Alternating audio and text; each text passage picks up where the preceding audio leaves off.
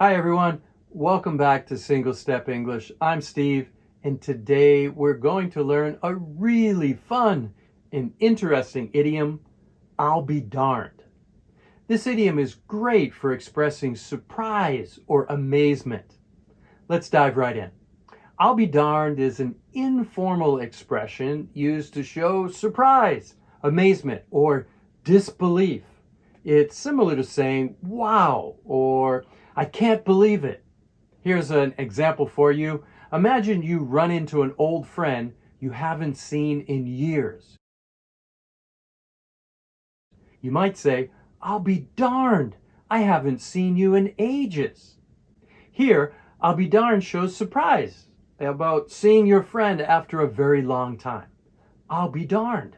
Another example, let's say you try cooking a new recipe and it turns out great. It's really delicious. You can say, I'll be darned, this actually tastes amazing. In this case, I'll be darned is just showing that you are really surprised that the recipe turned out so well.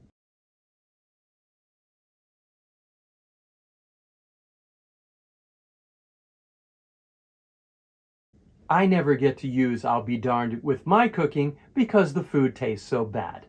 And that's how you use the expression I'll be darned. It's a great way to express surprise or amazement in a casual and fun way.